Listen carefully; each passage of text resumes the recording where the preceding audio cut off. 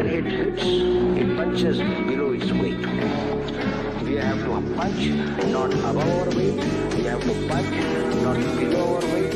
We have to increase our weight and punch the post. ये हमारा सिद्धांत है. हम घर में घुस के मारेंगे.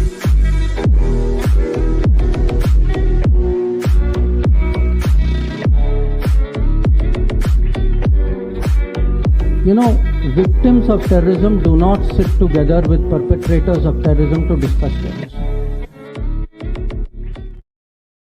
नमस्कार, जय हिंद, जय Bharat and welcome to deaf talks. हमारे साथ हैं Abhijeet Chavda ji. Sir ji, firstly thank you so much for taking out the time.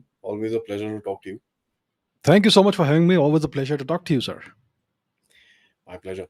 Sarji, let's talk with Trump's tariffs. I mean, I'm sure you have discussed quite a bit on your channel as well. So have I. Let's match notes. Trump's tariffs, very interesting. Today morning, one article comes out in the Washington Post, written by an Indian, by the way.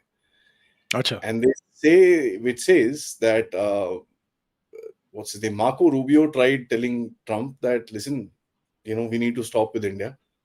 It's getting a little too much. I'm not able to handle it anymore. We need to stop. Trump said no. Till the time India doesn't stop buying oil from Russia, there are no tariff reductions. So there is efforts, there are lobbies, there is this, that. What do you think?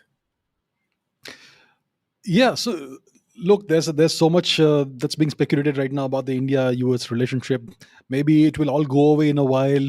Maybe they just want a trade deal. Maybe it's just about this or that. Maybe it's just about Trump's ego. Maybe Trump just needs an ego massage. And if Modi would just do that much, then all the problems will go away, right? Just be nice to Trump. Say that, yes, Trump, you were involved in the India-Pakistan cessation of hostilities. You had a role to play in it, and we're going to nominate you for the Nobel Peace Prize. If that's all it takes, then why hasn't it happened? Maybe because Mr. Modi is being obstinate. That's the kind of narrative that is being constructed, not just in the West, but also in the Indian media. Some portions of the Indian media, we're hearing this. So what is the deal really? Is it just about is it just about an ego massage? Is it just about the oil? Is it just about something else? What is the deal? So it's not just about the ego massage.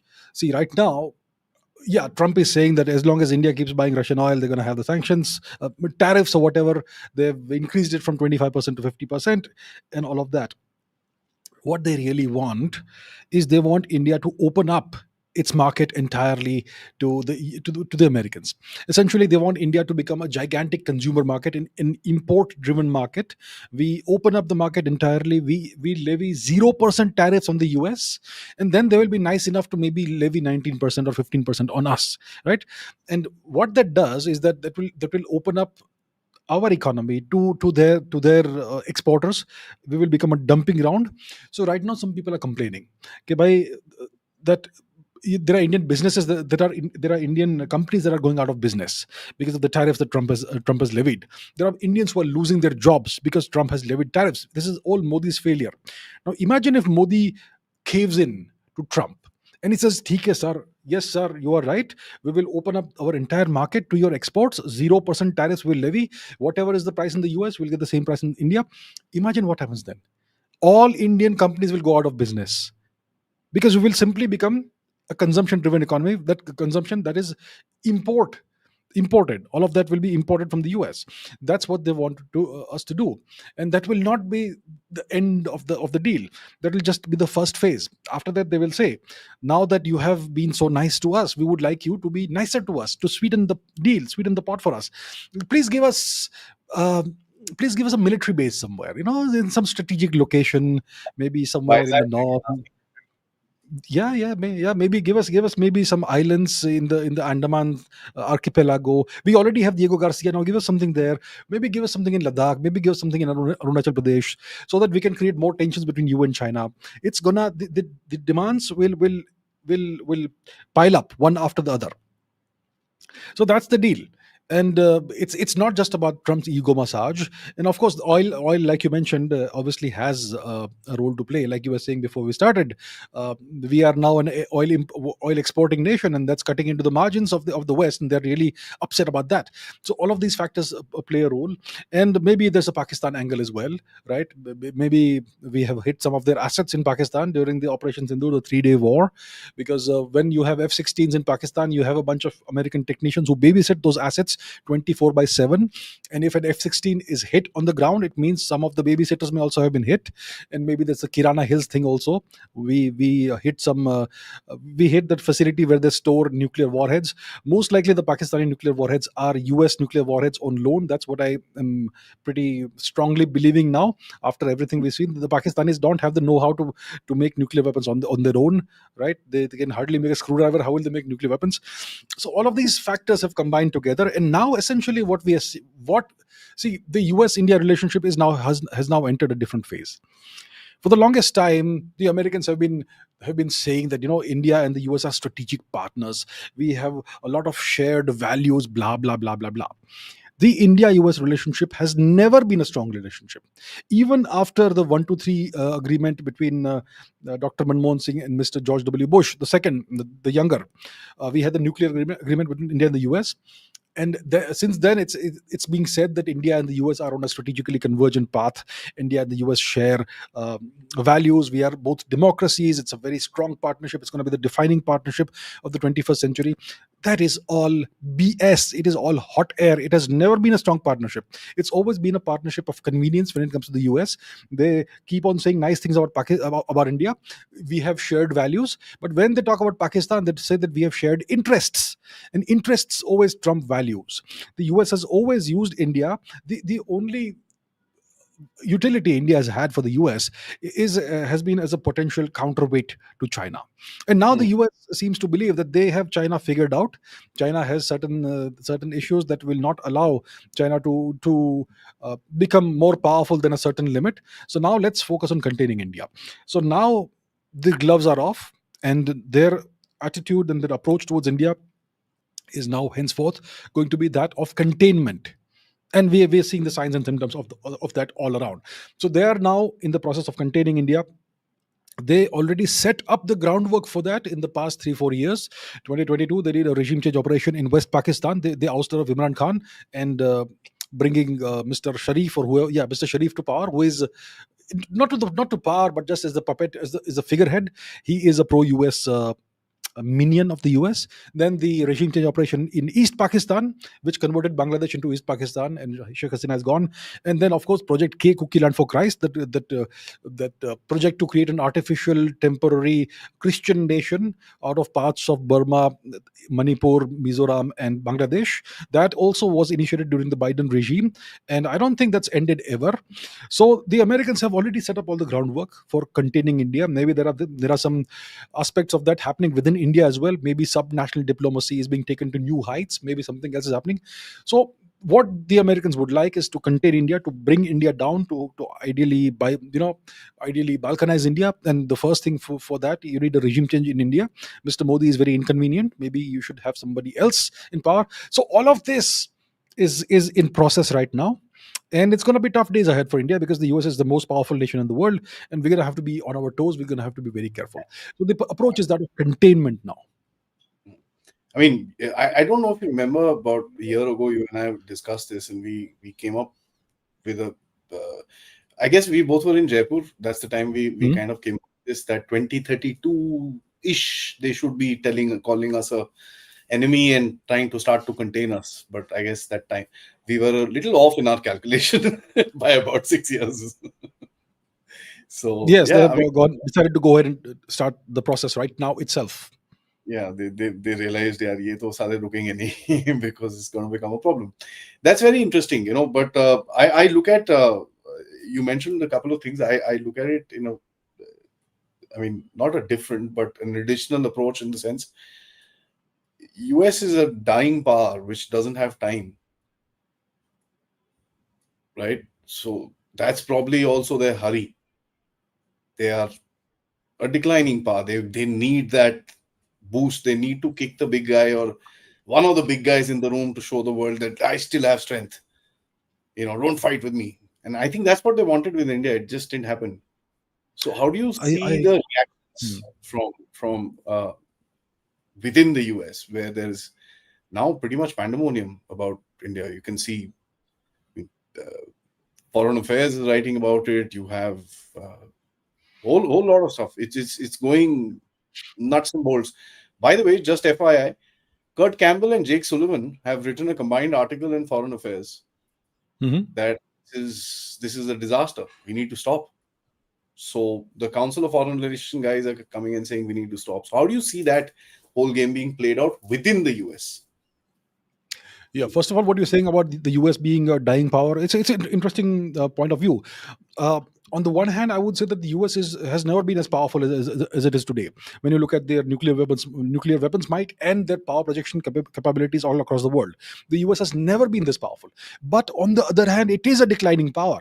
If you look at their society, if you look at the situation on the ground, if you look at national cohesion, if you look at national morale, if you look at the debt to GDP ratio and so many other things, the US is declining, right? And the US is no longer the confident nation it used to be 20 years ago. 20 years ago, it was at the peak of its confidence. It was hubristic confidence. Today, they are worried. They are genuinely worried, and that's why you can see. That's why we see what Trump is doing. It makes sense because they believe that this world order, the so-called rules-based world order they have created, the financial economic order they've created with institutions like the World Bank and the IMF and whatever else they have, all of those bulwarks, that world order they believe has been utilized and leveraged by other powers to rise at the expense of the US.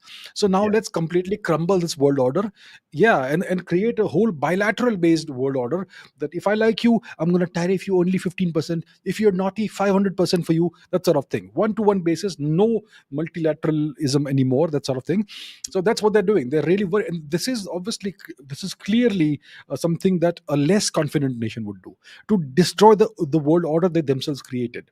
So clearly, you are right. The US is a power that is worried that it's in decline. It is in many senses a declining power. It no longer has the high standards the US used to have in the 20th century, and so much more. Now, when it comes to the situation within the US, like you're saying, there are many commentators in the US who are saying that what Trump is doing with India is a mistake. We spent 20 years, 25 years building up a certain amount of rapport and, and this kind of relationship and a level of comfort with India, and you've destroyed that in an eye blink of a time. Uh, yeah, sure, they are saying all this, they're writing about it, but I am not that concerned about what people say and what words they write. I'm concerned about I'm only What concerned about what action is taken on the ground. So all that blah blah blah, talk, it's okay, it's nice to have, but it makes no difference at the end of the day. Whatever little strategic trust we had with the US is has evaporated now. Look, the US track record is not good at all when it comes to the relationship with India. We know what they it's did not. in 1971. We know the kind of support they've given to Pakistan. From Christmas Day to 1979 onwards, they've funded and financed Pakistan's terrorism against India. That has led to the loss of lives of so many and the expulsion of an entire Hindu community out of Kashmir and so much more. The US has funded and financed Pakistani terrorism against India. So that's the track record we're talking about. And obviously, the US support for the Pakistani genocide in 1971 and so much more, so many more instances. So that's the background. And then for the past 20 or so years, whatever the amount of time it is, we have been going step by step and trying to establish some kind of comfort factor with the US, some kind of some level of trust. But Trump's actions openly supporting Pakistan have completely evaporated them, all of that, whatever trust had been built up in the eye blink of a time. So now the trust is gone. Whatever relationship we're going to have with the US is going to be a transactional relationship. It's going to be an issue based relationship. We're going to look at every issue on its own merits, separate from everything else. We will not buy any weapons from them. We'll not buy their goddamned F-35s. We'll not buy any of those whatever else they want to sell us, and that's about it. So that's the thing. I don't care what the Americans write about this, that maybe it's a mistake, blah blah blah. Well, do something about it.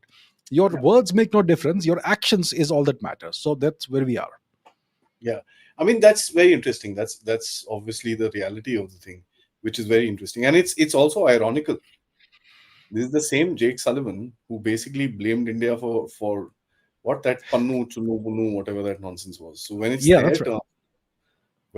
turn, I find this hypocritical for another reason. And I wrote this on Twitter that when the apple is in your hand, that time you're freedom and democracy champions. But when the orange is in somebody else's hand, and pun intended with the orange, it it is, oh, no, we must not do this. This is not right, and this is not. This is Yeah, hypocritical. true.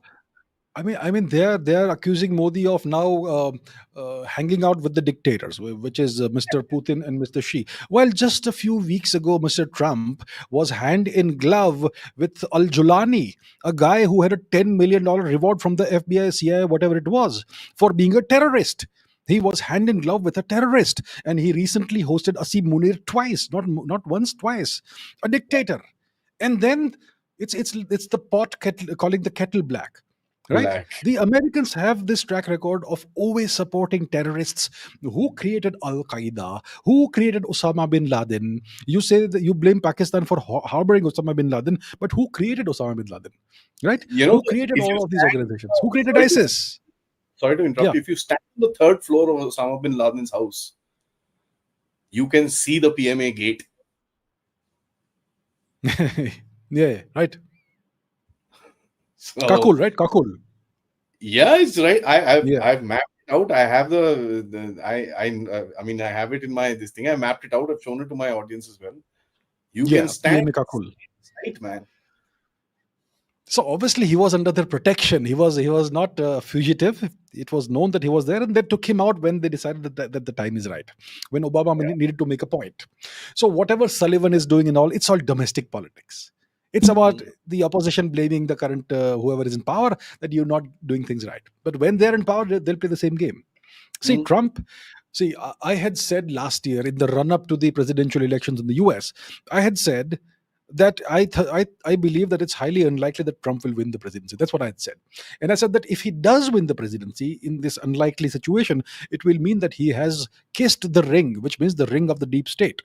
And what it means is that the deep state, whoever genuinely runs the US behind the scenes, the real power behind the throne, they are worried about India's potential rise. India is the only major economy that is not projected to have a recession for the next 20 or so years. India, despite the tariffs and all, is still projected to grow at 6.3, 6.5% next year or the next year. And if this continues, then even with a mediocre 6% growth, we're going to be in very dangerous territory in 20 years. By 2035, 2040, 2045 horizon, we will be a very major power. And that's what they're worried about. They're worried about a future Thucydides trap. For some reason, the Americans seem to believe that they can handle China. But let's not have a new competitor rising on the horizon. And they have been worried about India for the longest time. I mean, even in the 20th century, if you look at what they used to write about India in Confidentiality, they were worried Yeah. about India. They had seen the kind of rise Japan had when Japan got things right, and they knew exactly what India's potential is, what it's capable of. And very fortunately for them, we had the kind of leaders we had in the 20th century, but now they are worried. Now they are Now, worried there's this rise of nationalism in India, and Indians are finally realizing what they really are and what their potential is. That's what worries them. yeah, that's true. I want to switch to a little bit of the globe. So you have the Europeans. Actually, let me start with Japan. That was very interesting. They say timing is everything in geopolitics. And the day Modi ji is landing, just a day prior to that, Japan says, get lost, I'm not coming there. And it was again to do with agriculture more than anything else, right? It was Japanese agriculture. Do you know what the real game was? The real game Do tell. was the Japanese asked for the draft of the current agreement. They said, okay, let me just, compare notes. And thankfully they did. The Americans slyly put a line there that Japan will buy all its rice from America. Mhm. This is happening at the level of two countries. And the Japanese were pissed off. Like, sorry, this is not going to work.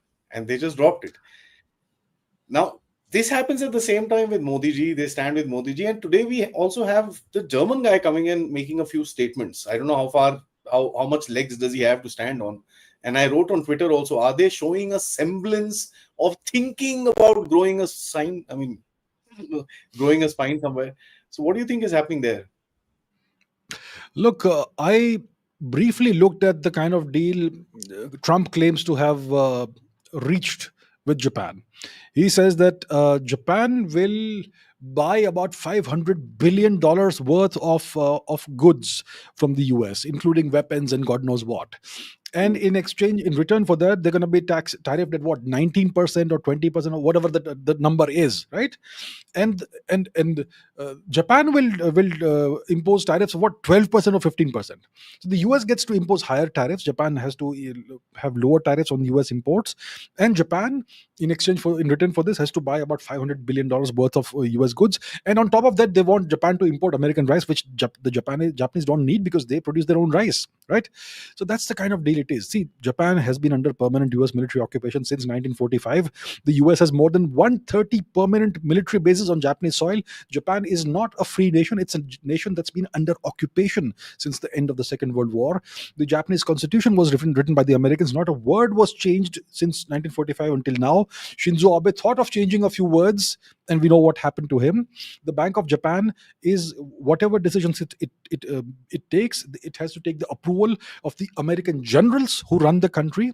The Japanese government, when it comes to their foreign policy or military policy, have to take the sign off from the American generals who run the country. Japan is under permanent US military occupation, and still they had to push back against this US demand that the Japanese import American rice.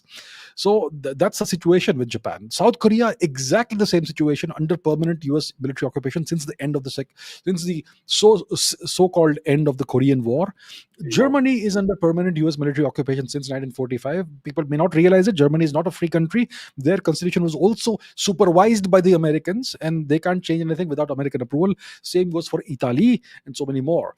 So all these countries are under complete US control, and that's why the Americans can get anything done from them. And they want India to be in that situation, and India is refusing to do that. I mean, it's I was extremely pleasantly surprised, and I'm really proud that Mr. Modi has stood up to the US.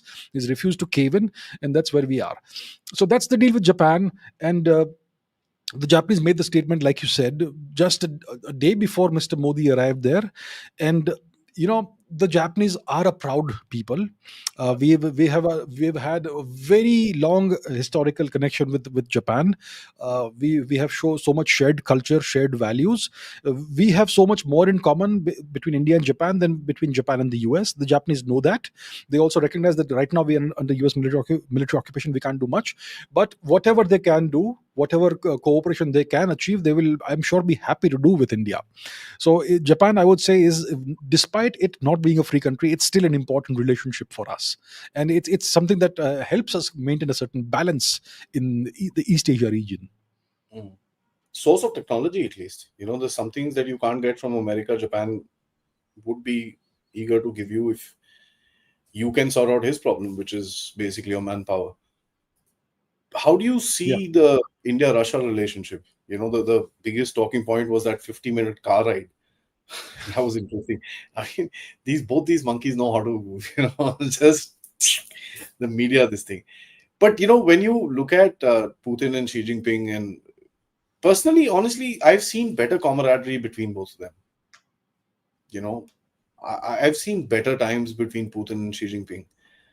There's the love-filled statements that used to come out in terms of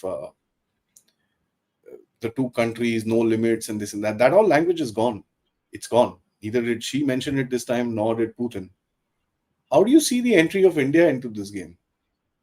Of course, that was a pretty dramatic entry, and it was probably a planned one. How do you see that as this thing? Was China really happy having Modi ji there? Right. So China couldn't do a thing about it because India is a member of the SCO, and as per convention, you've got to invite India there. And China also, I would say, it wants to take advantage of the American approach towards the world. I mean, if there's an opportunity to have India closer to you, then why not leverage the opportunity? So maybe that's the thinking in China. When it comes to the Russia-China relationship, you are right. The relationship was warmer in the past. It was friendlier in the past. Right now, you can see some strain despite all the appearances that are made. Look, Russia is in a tough position. Russia has, I would commend Russia for standing up to the combined might of the US and its vassals, which is NATO and EU. And Russia, despite all the sanctions that have been levied upon them, imposed upon them, every single sanction you can imagine has been dumped on them, and still their economy has been kind of growing.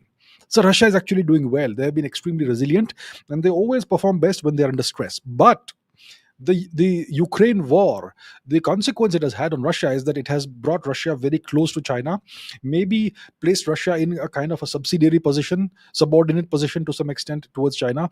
India has helped. India has acted as a pressure release valve, primarily by buying so much Russian oil that Russia is not entirely dependent on China. But and yet, the situation is that without China, Russia is in big trouble.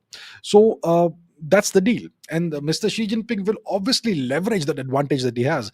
I mean, if you see those images that his state media put out of Mr. Xi Jinping walking like that, and everybody else is following him, including Mr. Putin, who's looking down. They'll take an image only when Putin looks down, right? Obviously, so. Yeah, that's the kind of framing they're doing. That we are now creating a separate pole as opposed to the Western led world order. Now we're going to have a Xi Jinping led world order, and Mr. Putin and Mr. Kim Jong Un and whoever else are there are essentially Mr. Xi Jinping's vassals. That's the kind of imagery, that's the kind of symbolism, and that's the kind of suggestion narrative the Chinese are creating. Mr. Putin will not be comfortable with that at all. Mr. Putin is nobody's vassal, but China is trying to portray him as a vassal. So I assure you, there is stress. There is a certain amount of stress and a certain amount of strain between the two nations. China has of late being increasingly treating Russia like a junior partner, and the cartographic aggression has again started when it comes to China.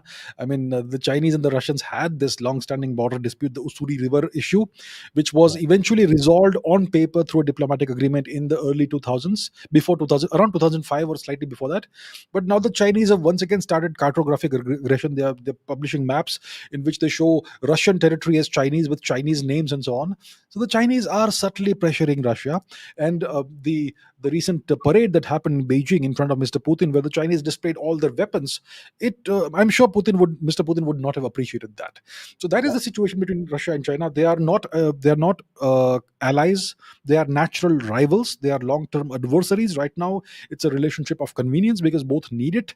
What's the situation when India enters this? Do we have a potential RIC coalition happening? I think it's highly unlikely, because when it comes to India and China, the core issues, until you settle them, there's going to be no progress or no significant progress anywhere.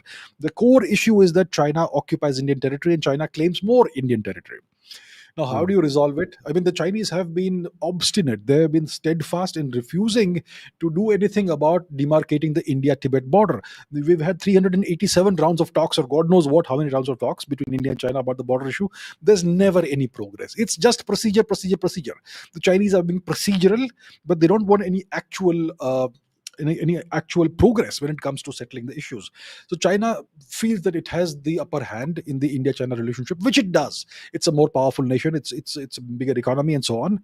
So they want to maintain that leverage they have over India. And as long as that attitude continues, they're still strengthening their military position north of Pangong Lake, on various and north of Ladakh and all.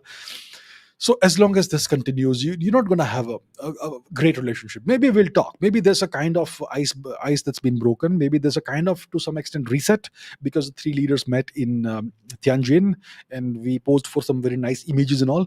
But beyond symbolism, I don't see much happening thus far between India and China, at least. They should have pulled it a little further, I think, with regards to symbolism, where three of these guys should have just sat down and had a cup of coffee. It was symbolism. China was doing the same thing. China was showing, oh, see, I've got India and Russia here. China showed India pretty hard. All their papers had it, all their media had it. They were singing songs about India. They still are, by the way. So they're doing the same thing. I mean, we have actually, by the way, there's been a lot of, I would say, reserved sort of an opinion about China and India. Everybody's saying, no, we don't trust them, That sort of a narrative is common. Everybody knows about it. But in China, the narrative, oh, see, these are two civilizations. The dragon and elephant will dance and this. I'm like, really? Okay, fantastic. By the way, they made Mr. Modi and Mr. Putin's hand-in-hand image famous in China. I see. Okay. Because it was an answer to Donald Trump, now. that see India and Russia is pushing it back to this and that. So And I they think use Trump was pretty upset because he put a post on social media on it. He was pretty upset about that.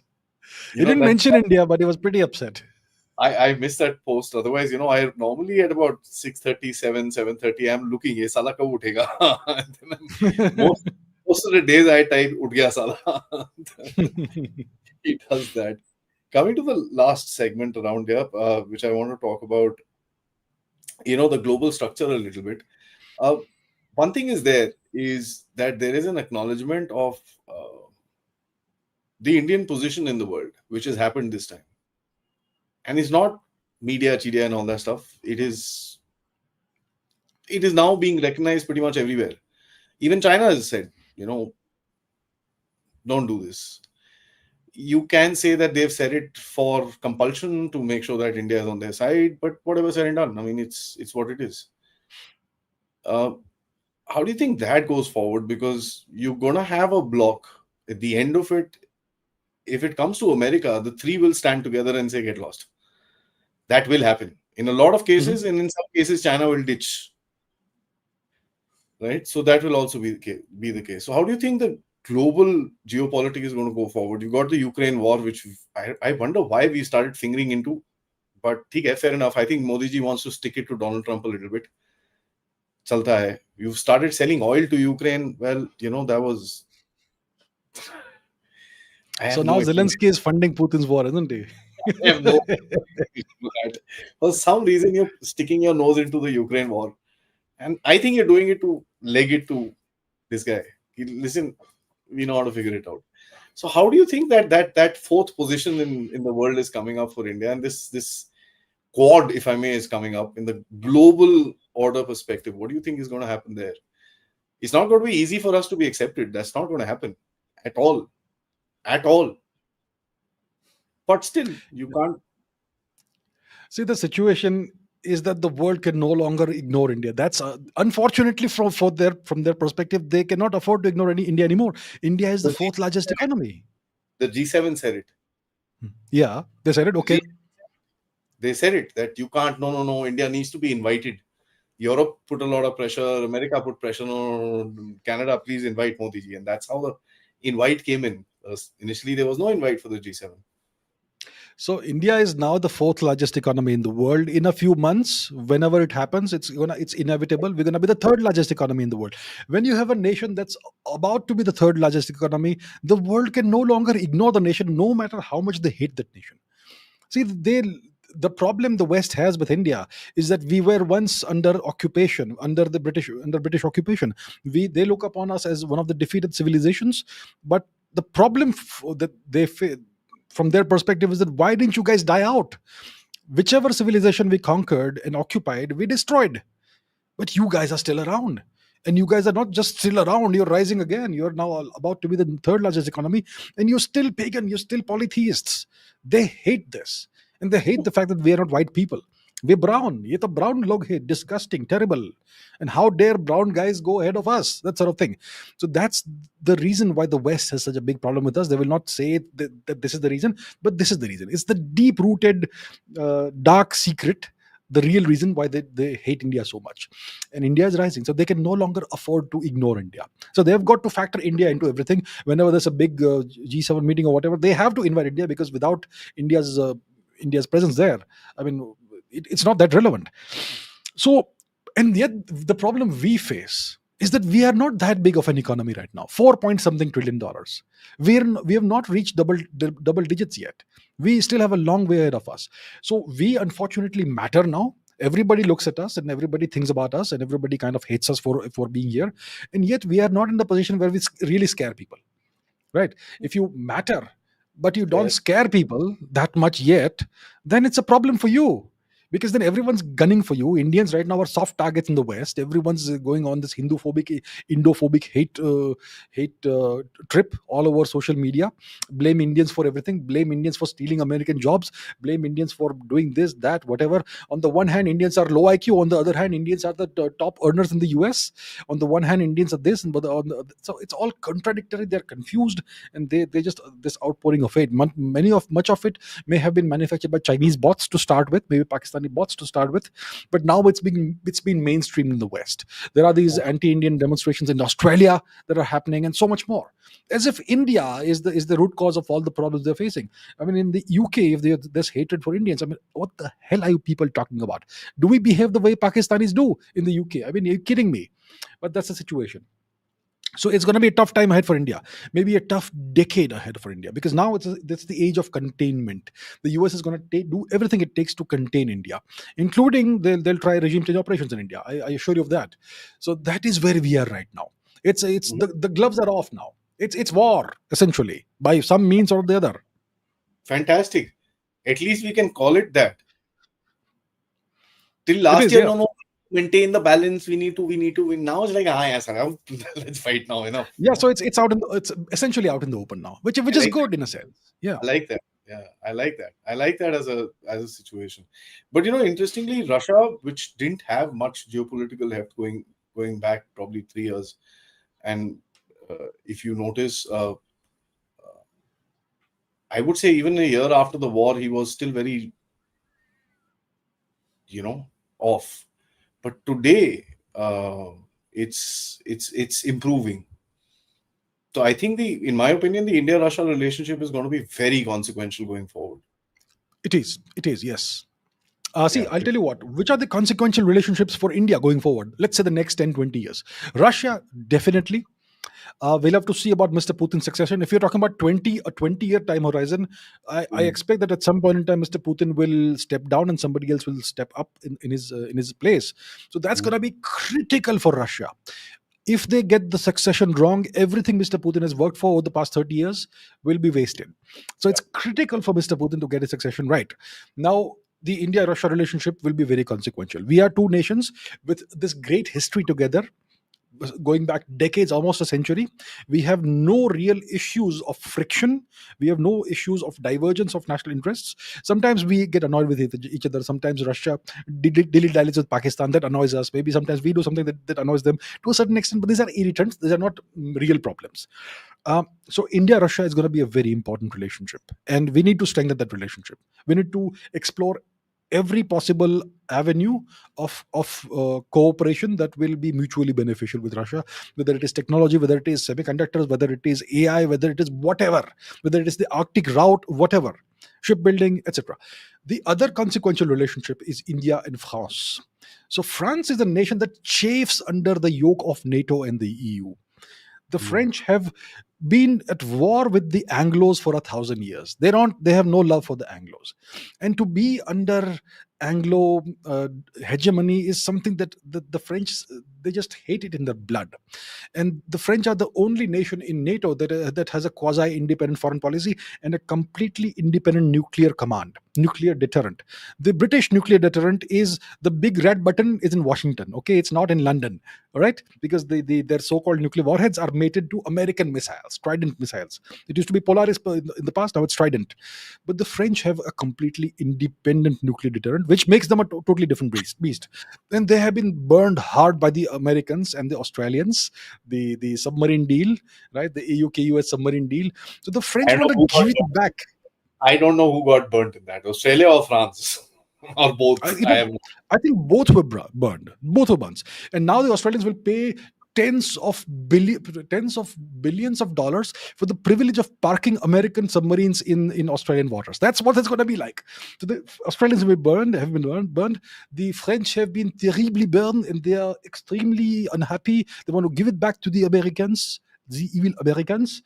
So India-France is going to be an important relationship if we get things right. I'm hearing something about the Safran, the joint engine development. Let's see how that goes. But yeah, I think India-France is also going to be very consequential. India, Russia, we'll see how it goes. But our relationship with the global South nations, the ASEAN nations, Indonesia, that is super important. I mean, it's a low hanging fruit, guys. Come on, guys in the government. It's a low hanging fruit. We have thousands of years of cultural relations with them. We have no issues with them. They still look at us. They would still be happier to have us as a rising power compared to China. When it comes to the African nations, Latin American nations, once again, low hanging fruit. We need to engage with all these nations. We need to expand our diplomatic outreach with all these nations. And you know what? It's going to be the West that will be isolated, not us. Mhm. And that's what they're worried about. Honestly, I don't think they're worried. They won't say it, right? Let me assure you this. And this is something which is my analysis. And that's my last question before we get into the audience. I don't think that the West wants to even accept the fact that we are close to the global South, right? They just don't. They don't want to even acknowledge. They don't mind acknowledging you with China and Russia, and that's fine because that's the known enemy, and they're kind of okay with that, because they can run China down, they can run Russia down. How do they run the global South? They can't. That's the issue, right? That they get petrified with, and they're not able to actually push back on India and the global South. Because I'll tell you what, the global South, they know what the Americans are. The Americans have been running them down, abusing them, using them for all kinds of nefarious purposes, uh, bullying them for decades. We know the history. I mean, in case people don't know, just look at what happened in Indonesia in the 1950s, 1960s, and who did that. Yeah. If you What look at happened all these nations, sorry, what happened right now in Indonesia? Same thing. right now also, exactly. I mean, forget about the 1950s, 50s, and 60s. Look at what's happening right now. 10 days Look back at or how Thailand has been treated. Look at how Thailand has been treated. Look at how all the African nations have been treated. There's one nation, and when it comes to all these nations, the global South nations, who do they look for as an alternative? Do they look at China? The Chinese, everyone knows, are out for their own business. They are pretty cutthroat in their business dealings, and they are not friendly to anyone. So who's left? I think it's India, and India is now finally realizing that we can be the leader of the global South, because we don't want anything from these nations. We don't want to exploit them. We don't want to be an extractive partner. We want to partner with them in a win-win kind of situation with all these nations. So I think it is very important for India to go and reach out to all the global South nations, and that's going to put the West in a very, very uncomfortable position and very situation they can't do a thing about, because they can't help it. And so yeah, and India becoming the voice and leader of the global South is going to be extremely uncomfortable for the West. It's going to be put them in a very difficult position. India already in the last G20, in the New Delhi G20 summit, we brought the African Union into the G20, which I think nobody bothered to do in the past. So we have actually walked the talk. It's not just like we talk about things. We are now beginning to walk the talk. In the past it was look east. Now it is actually act east. So once you start acting, things are different.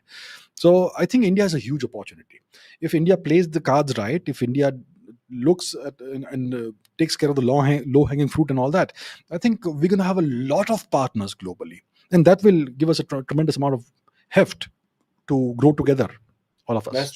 That's true. I think Israel is also going to be very interesting going forward. I don't know if Israel will kind of hold on the way it is right now, but it's going to be interesting to watch that region. Considering one analysis that I think we did on this channel a while ago, where we said that Israel and Turkey are going to go in for each other, and that's going to happen. That's going to happen very soon. The Turks declared them as a strategic threat, and they've blocking diplomacy. So yeah, there you go. Well, I'll tell you what, Israel is a really interesting nation. On the one hand, they have this antipathy towards Turkey, and the Turks have even more of antipathy towards Israel. On the other hand, Israel and Turkey are collaborating together in Azerbaijan. Azerbaijan is Turkey's ally number one, and Israel is helping Azerbaijan essentially try and wipe Armenia out from the map of the world. And who is supporting Armenia? It is a Hindu nation and a Shia Islamic nation. India and Iran working together to save Armenia from Turkey and Azerbaijan and Israel. I mean, what on earth is happening there? Israel is a very interesting nation. Israel's number one partner is the US. The US has declared that they will unconditionally support Israel no matter what happens. Now, America's vassal is Pakistan. So the question is, what's the relationship between Israel and Pakistan? I mean, Huge. both nations officially don't have any diplomatic relations. Pakistan officially says Israel should not exist. But when Asim Munir is feted and hosted in the US, there is an Israeli representative there. So there is something going on. Okay, Israel is a very, very, very interesting country. Israel also has a stake, it looks like, in operation in Project K, Cookie Land for Christ, because many of these cookies have declared that they are Jews and they've gone and settled in Israel. And there's some support for this separatist agenda coming in from Israel. I don't know if it's only from the cookie converts or whether it is from a higher level, because when a group of Indian influencers, let's say, went to Israel on a tour of Israel recently, the Israeli government brought in a cookie rabbi to talk to them. So there is a lot happening, which is very interesting when it comes to Israel. So interesting nation for sure. Yeah, very interesting. I think if it's just Israel, it's fine. If it's Israel and that dirty American connection, then they go off track after that, and then they're not able to figure out what's happening. The Mossad and the CIA together are dangerous. Mossad alone are fine if they're perfectly alright, because then they don't want to harm you. But Mossad with the Americans is extremely. And by the way, they both hate each other. They hate each other. I was watching a podcast of a CIA retired chap. He said, when you go to Israel, they give you gifts as stuffed bunnies and all that stuff. It says cameras. But can you imagine? So it's like, Israelis are crazy. If you stay in Israel and they know you're a spy, you go out for a party, you come back, your entire house will be upside down. So they do this just to let you know that we know what you're doing. It's just a message. They'll know that you'll catch all that. It's just a message. That's part of the games that you have in tradecraft, Israelis are funny that way. And it's going to be very interesting to see. I hope some sanity comes in that region, because the way we are going, I think another 1.5 months, we are waiting for another frack up happening there. Yeah, we don't want that to happen. And a lot of Indians, and I've seen this, I don't know how naive Indians are. A lot of Indians were super happy when Israel hammered Iran. Iran got the worst end of the deal. But hey, listen, Indians, listen, you right-wing Indians who are watching, those of you who are super happy that Iran is being hammered by Israel, imagine that the regime in Iran falls, okay? The regime of the mullahs and ayatollahs falls. And there is a democratic regime, a secular government that comes to power in Tehran. They're going to be pro-US, which means pro-Pakistan. Can you 3-year-olds please wake up and grow up a little bit, at least become 12-year-olds? Please. We They need don't. the current government in Iran the way it is. It may be a mullah government, whatever. They are anti-Pakistan. They are kind of pro-India. We have decent relations with them.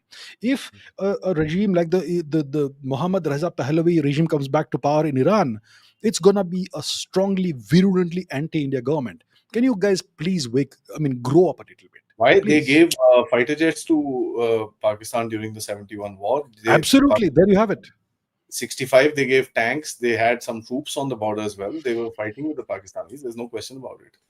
And yeah, that's absolutely there. That's why I say if there is a regime change in Afghanistan, Iran, that needs to happen, then Balochistan needs to separate,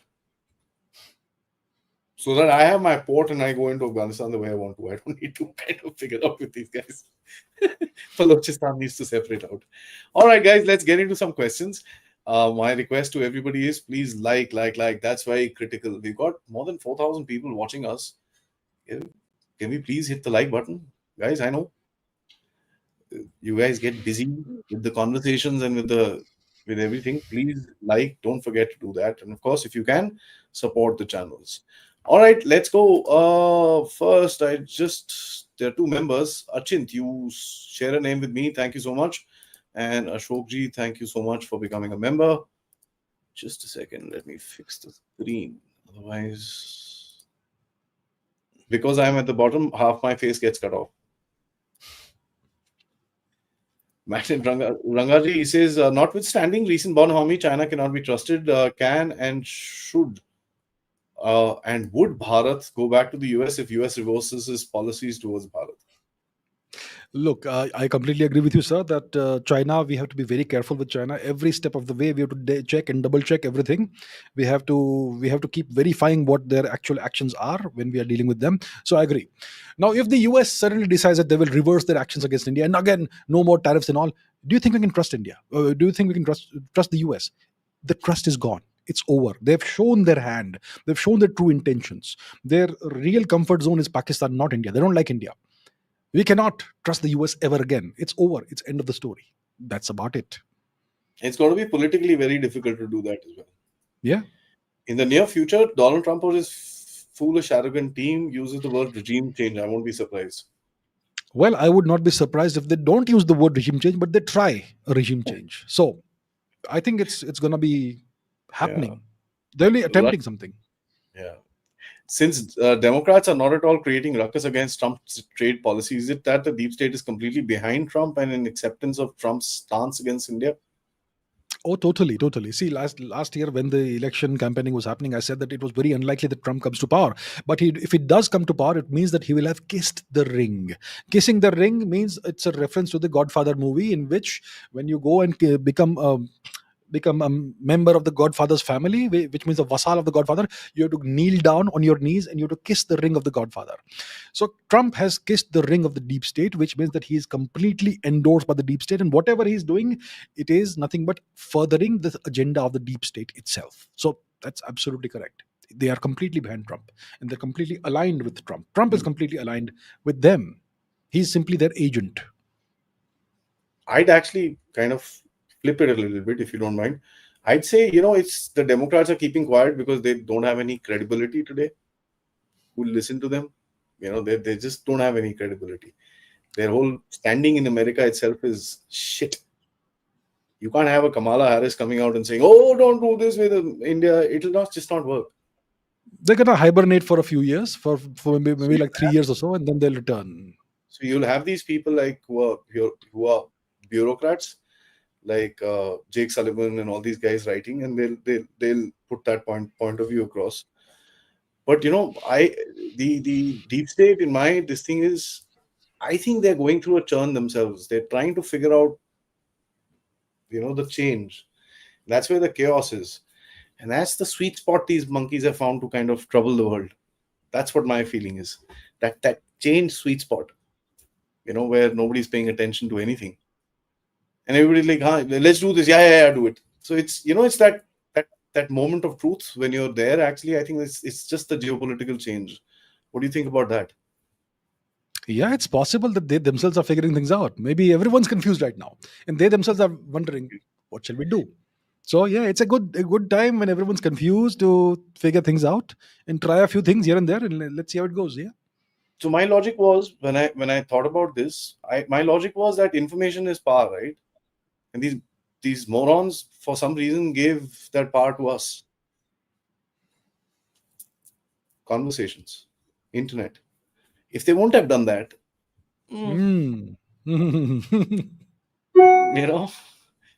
so in the I year know. of making money, they dug their own hole. Yeah. That's Yeah. the way. I don't know. That's you do stupid things, right? Raoji, thank you so much. Jai Hind, Jai Nagaland, thank you so much. Why are we in talk with Malaysia to sell BrahMos? Are we?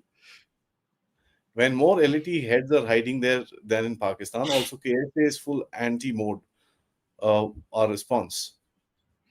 Are we in talks with Malaysia for BrahMos? I would be very surprised if we will sell BrahMos to Malaysia. Malaysia, we don't sell anything to them. No, and we stopped buying palm oil also from Malaysia. So that was in 2019 or whatever. So I would be very surprised. I would be shocked actually if we were to sell BrahMos to Malaysia. Yeah. Indonesia, it's Vietnam, KSA in sorry. Indonesia, Vietnam, and Philippines. That's it. That makes sense. That makes sense. Yeah. Now, when it comes to KSA, Kingdom of Saudi Arabia in full anti-India mode. Look, Saudi Arabia has to keep the US happy. Every few years, Saudi Arabia has to buy 100, 200, 300 billion dollars worth of American weapons just to placate the overlord and to give tribute to the emperor. So Saudi Arabia is a nation that has to keep the US happy. If something has happened that may sound anti-India, it is just the Saudis, looking out for their own backside. That's about it. But overall, I think India, Saudi Arabia, we have a good relationship. The oil lobby is separate from Saudi Arabia. Huh? Remember that. But of course, yeah. Chevron and Aramco and all that. That's different from. They kind That's of. different from the political leadership. That's right. Sarvani, thank you. Sir, shouldn't India pace up the switch on its own tech initiatives, alternatives, instead of just creating them? Also, shouldn't startups embrace Indian solutions over Americans? How much time do we have before a strike? I would say we don't have a lot of time before the West denies everything to India. I completely agree that we need to switch to our own technological alternatives instead of just creating them. India's pace up the switch to its own tech. I mean, if you don't have tech alternatives, you have to create them, right? Right. And our startups should ideally embrace Indian solutions over American solutions, but that can only happen if the Indian solutions are good enough. A lot of Indian solutions maybe are not that good enough. And as a startup, you have to make money, right? You have to somehow stay afloat in the ocean when all the sharks are circling you. So you will obviously go for the best alternatives that are there in the market. So my point is that the Indians need to start creating world-class alternatives to everything as it exists in the world. And I think that shift is happening now, but it's going to take a change in mindset. It's going to be the young startups who are going to have this culture of excellence. The older ones are still stuck in that labor arbitrage mode and whatnot. So it's going to take time for this to happen in India, and maybe the government need to light a fire under everyone's backsides to perhaps accelerate this situation. But overall, I agree with your sentiment. Yashi, thank you. He says all the related pivot dealing of Tapu. There is no PK Pakistan oil, but we will take the sanctions. Iran oil rebranded as Pakistan oil to hide this transaction, use crypto. Not as simple as that. But yeah, that could be done as well. What do you think? Yeah, I think it's more complex than that. This may be a little bit oversimplifying, which of course is a good way of looking at things. Yeah, sure. Yeah. Mr. Reddy, thank you. Chavda sir, you have often remarked that Trump has kissed the ring. Does that confirm Trump has really done that and conceded to the deep state? It means that for Trump to be elected, he would have sworn allegiance to the deep state. That's what it means. It's not that after he became the president, he went and paid a visit to the deep state and did some negotiations and they agreed to something. No, he was elected because he had guaranteed that he will do exactly what the deep state tells him. I'll give you a very subtle indication that he is endorsed by the deep state. Okay, in the US, when a politician or a president is unpopular, they are horrifyingly lampooned by something called Saturday Night Live. Saturday Night Live is a television program. It is the bastion. It's the bastion of the lefties, of the Democrats. And when Trump was the 45th president, they lampooned him mercilessly. They were so disrespectful to him. This time, they do lampoon him, but it's in a milder way. So, yeah, things are different. And Trump is indeed endorsed by the powers that be. You know, JD Vance is the guy, the guarantee. Yeah, what's that? JD Vance is the deep state's guarantee. Of course he is. Trump VP agreed, obviously is the No. The day Trump agreed to get him as the VP, they said, okay, you can come. That's possible. Yeah. Harshji, thank you. It's been 80 years since World War II. Since US fears the Axis powers. Oh, yeah. Well, Germany is no longer something the US fears. Italy is something the US no longer fears. Maybe in Japan is under US occupation. So what's left? The Russians? That's about it. Yeah. And Russia was part of the Allies at the end, wasn't it? So Harshji, thank you. 1 hour ago, Trump tweeted, behaving like a teenage girl who just had a breakup. Sensex will cross 1 lakh points by 2026, but it'll go 1.5 lakh points. Did he tweet about the Sensex? No. Okay, I'm not sure if there's a relation between the two, but okay, I haven't seen the tweet from 1 hour ago. Yeah. Magnum ji, thank you so much. Sanjay ji, thank you so much. Sriram ji, thank you. He's saying Chinese have a very backward view of China. Yeah, Chinese still have a very backward view of China. They respect Modi, but they will not like Indians as a whole. I think you meant to say Chinese have a very backward view of India. They respect Modi ji, but don't like Indians as a whole. That's okay. That is their problem. We don't have a very, very great view of them also. That's okay. I mean, I'm least concerned with what other people think. We do our thing, right? Let them think whatever they want to think. Why should we be concerned? Indians, unfortunately, I've seen that Indians really put a lot of emphasis on what other people think of them. Let's please not do that. To hell with what someone thinks. Let them say whatever. Let's do our thing and let's grow. The only answer, the best possible answer is success. That's it. Then who cares what people say? Bravo, Alpha, Lima, Lima, Serra. That's the answer. That's the answer. Yeah. Archit ji, thank you. He says, what are your thoughts about NATO guy's statement? Gunther, bunch of bullshit. He finally slipped his mask. That guy is his Twitter account is banned in India or something, right? Gunther something or the Oh other. no, he's been Yeah, doing this. yeah. Who cares? That's why Let him say. Everybody's getting pissed off. I'm like, guys, he's done this. He's done this before. Reddy ji, thank you so much. Chavda sir, if India starts extracting crude eventually and grows its refining capacity, it includes other oil producers into BRICS, do you think we can break the USD? We've got the highest refining capacity in the world, by the way. All we need is extraction capacities now somewhere. We need that. We need to make a discovery. So if India does eventually start extracting crude from its own territory, and refining capacity, like Aadi says, is already the highest in the world, that's a huge problem for the world. The world is going to throw a tantrum, especially the US and the West. Yeah, you could break the USD with that. You certainly could. You could create a petro rupee after that if you have that sort of capacity. So yeah, you're absolutely. Ritvik ji, thank you. When can we see Su-57s in India? I have no idea. Will that happen? Will that not happen? I think we should take it seriously, the offer of the Su-57. Even if it's not the best aircraft in the world, it's still a fifth generation fighter plane. And if they give the full TOT, ये सारे Sorry? best वो सब वो RCS खराब है, ये खराब, वो रहने दो यार. Look at the warfare today. You're talking about long distance warfare. You don't need stealth. Yeah. You need long legs. You need the long range missiles. That's what you need. I don't need stealth. Why should I put my pilot in bloody jeopardy to go inside some enemy territories and bomb them? Why? For what? Do it at standoff distances, right? Whatever you want to do. Why do I need that? Who's gonna bloody merge two aircraft in a bloody air-to-air battle today? Where? Yeah, so yeah, totally. That is all 20th century warfare. Yeah. 055, brother, thank you so much. Indian MAGA make America Kareeb again. What? Well, that's for them to do. Dubeji, thank you so much, brother. You're very kind. Thank you, sir. Good to see you. Siramji, once again, thank you. What's the absolute necessary things that India as a state and Indians as a whole should become a great power in the next 10 years? Any ideas on what individuals can do at a personal level? Look, I'll say this I will recommend only one thing. Only one thing India needs to do. India needs to end corruption. That's all I'll say. Civic sense. Simple. Keep your streets clean. Keep your roads clean. Drive properly. Respect the other guy and you'll be fine. Trust me, we've got enough capacity to do everything else. Civic sense actually covers corruption as well. So basic civic sense. You don't need laws for it. You just need to be a human being. Divij Bodaji, thank you. AC and AA, what an amazing combo. Thank you so much. Just one thing makes me sad, Adi, when you use bucks instead of rupees.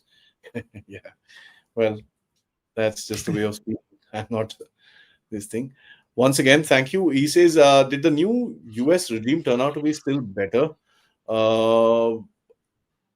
Even after all the Trump tariff war against India compared to what Biden was doing against us? I'd say yes. Look, I'll tell you what. Since 1947, if you look at the India-US relationship, India has never faced as much economic coercion from the US as it does today. In terms of economic coercion, this is the worst time period between India and the US. This is the worst arm twisting the US has ever attempted of India. 71 was different. It was military arm twisting. This is economic arm twisting. So I would say that even if the Biden regime or its new manifestation had come to power this year, even they would have done the same thing, because this is all in line with what the deep state wants to achieve now and completely dismantle the existing world order. So I think it would not have really mattered whether it was Trump who came to power or Kamala who came to power. It would have been the same thing. Jai Hind, Jai Nagaland, thank you once again. Malaysia is asking India for BrahMos for their Su-30s. Fantastic. Oh, let them ask. It's all right. Utkarshji, thank you. Is Israel-India really affect the world order? No. No. No. Thapa Saab, thank you as an Indian Gorkha from Darjeeling. Any chance that we got separated from rotting West Bengal and we get our statehood soon, very soon, sooner than you will expect. Actually, Okay. something's going to happen there. Be real. Thank you, Trump hitting IT services with tariff. That'll be the end of Trump. That's the last day he'll be allowed to enter the Oval Office. Let me assure you this. Look, all their Fortune 500 companies will go down if this happens. So they won't do it. They won't. Last two thought provocator ji, thank you. He says Trump का निधन हो तो प्रभु उनकी आत्मा को Nobel. If Trump dies, give his soul the Nobel Peace Prize. Yeah, he's not going to get it alive at least. And RJ, thank you so much. That was fun. That was really fun. Abhijit Saab, is always a pleasure having you on the program. Always a pleasure speaking with you, sir. My absolutely honor. And I'm looking forward to catching up with you probably in November, and we'll probably do this face to face as well. But till then, I think we should do it. Do these shows at least once a month so that we can have Absolutely. a collab for both of us. Okay, 1 second. There's another one which has come. Abhishek ji, thank you. I feel sorry for Deep State Ring that Thaku kissed. Hey, you guys heard he stinks. Somebody said he stinks. Yeah. Okay, that's good to know. I don't know. All right. Thank you so much, sir. Lovely to have you. Namaskar. Namaskar. Thank you so much.